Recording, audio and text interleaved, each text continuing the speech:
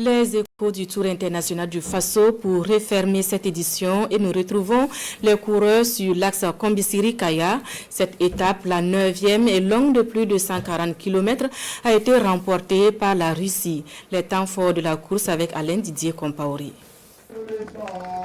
Sauf cataclysme, le Maroc est parti pour être le vainqueur du 35e Tour international du Faso. Victoire russe, mesdames et messieurs. Pourtant, pour cette avant-dernière étape, c'est un duo russe, Arten Gomosgov et Anton Popov, qui rentrent en triomphe dans la cité des posés des cuirs. Un duo suivi par le Marocain Ibrahim Ebassaï.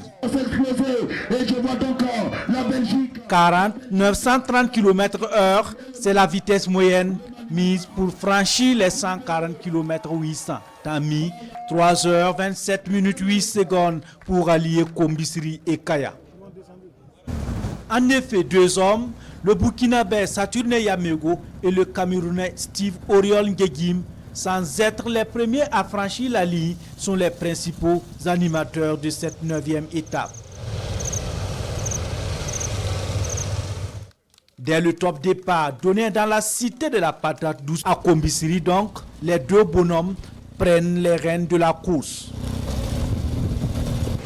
Au fil des kilomètres, Burkinabé et Camerounais ne se posent pas de questions et foncent directement vers Ouagadougou.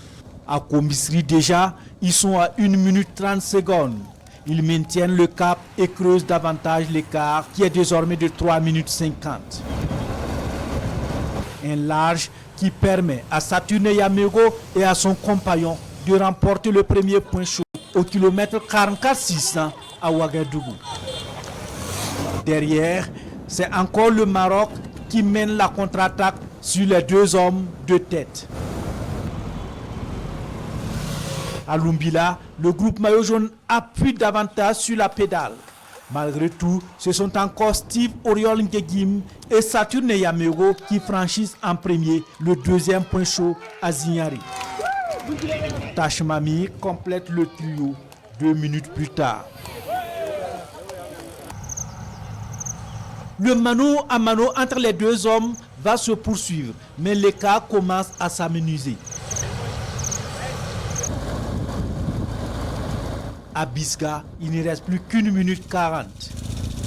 Et à l'entrée de Korsmoro, les deux fuyards creusent de nouveau un écart de 2 minutes 10. Là, c'est encore Saturne Yamego qui enlève le troisième sprint intermédiaire de la journée, suivi de son ami du jour, Oriol Ngegim. Puis, dans le peloton, deux Marocains dont le maillot jaune, El Kouragi, et un Russe, Arten Gomosgov, quittent le peloton et se mettent à la chasse des deux hommes de tête.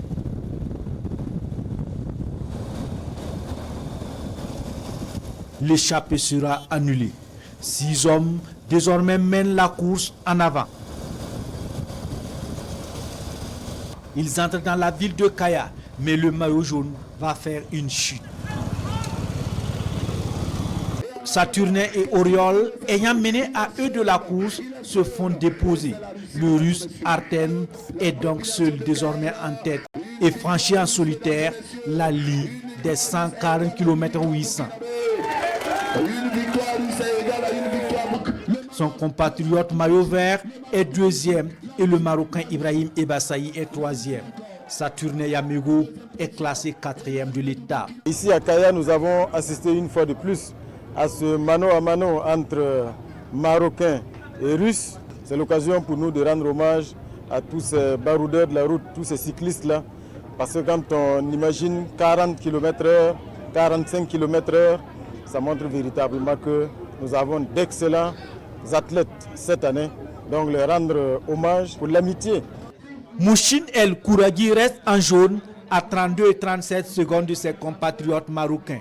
À 2 minutes 44 du quatrième, le Camerounais Kamzong. À 3 minutes 19 du Burkinabé Bamassi Soulama, 5e au classement général.